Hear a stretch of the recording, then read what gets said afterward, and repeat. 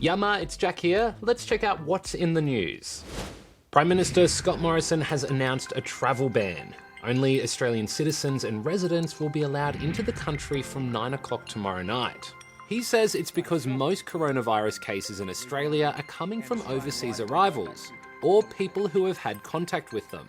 People have also been encouraged not to leave the country.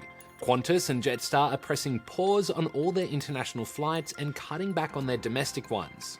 2/3 of their staff, a total of 20,000 workers, will be forced to stay home and take leave until at least the end of May.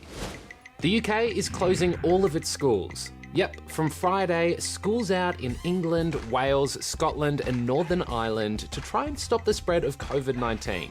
But it's something our government says won't be happening anytime soon here in Australia. Here's Leela. For schools in the UK on Friday, it's not going to be the weekend, it's the end of school until, well, further notice.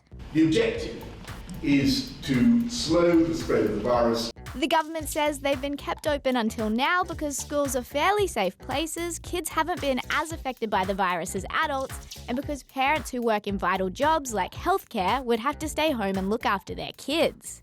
To stop that from happening, for a small number of students, schools will stay open. And we need other critical workers with children to keep doing their jobs too. But everyone else will be sitting at home. Many other countries around the world have already shut their schools, but here in Oz, they're still open. And the government says there's good reasons for that. It could compromise about 30% of our health workforce. Second, it will further disrupt what happens in the economy. Some private schools have already shut their doors. So for now, at least, the debate is still going on. There are some massive closures happening in Tasmania too, but it's not schools, it's the entire state's border.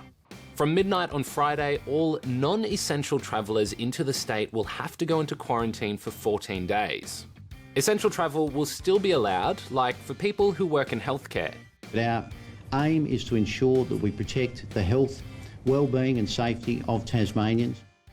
The Perth Wildcats have been named this year's NBL champions in some pretty weird circumstances. Their grand final series with the Sydney Kings was called off because of the spread of COVID-19. And after going up in the series 2-1, the leagues named them the winners. In a world where every sport and event seems to be cancelled, there's one tiny glimmer of hope. Yep, the AFL says it's all systems go for season 2020, but with a few changes, and it's got some mixed responses. Here's Kale. It's the moment some AFL fans have been praying for. Have you heard the news? Is there cake? Is there a dog here? No, the AFL season's on. Tonight, our 17-round season becomes a 153-game journey. Teams will only play 17 games, and the quarters will be shortened to 16 minutes. Plus, the season could be stopped pretty quickly. We know at any time a player may test positive and halt our journey temporarily. A few AFL players have already been tested for COVID-19, but so far no one actually has it. The AFL's boss, Gil McLachlan, said all of the clubs were super keen to play, and he's got the all clear from health professionals. But a lot of fans and the general public think it's the wrong decision. Ex-AFL star Sam Newman even called it lunacy. The AFLW are also skipping the last 2 games of their season, jumping straight into finals this weekend. But the AFL and the AFLW will all be played without spectators. So the closest fans are going to get to the action is, well, from the couch. Yeah! 6 big ones for Sicily! Best bloke in the comp. It's the age-old question, what came first, the chicken or the egg? Well, we're going to answer that today. No, really. So, is it the chicken or the egg? It's the chicken. Maybe. Researchers say this newly discovered fossil is the early ancestor to modern-day chickens and ducks, and dates back 67 million years. So, what have they called it? Wonder Chicken. Alright, what came first? The coronavirus outbreak or this orangutan having expert hand-washing skills?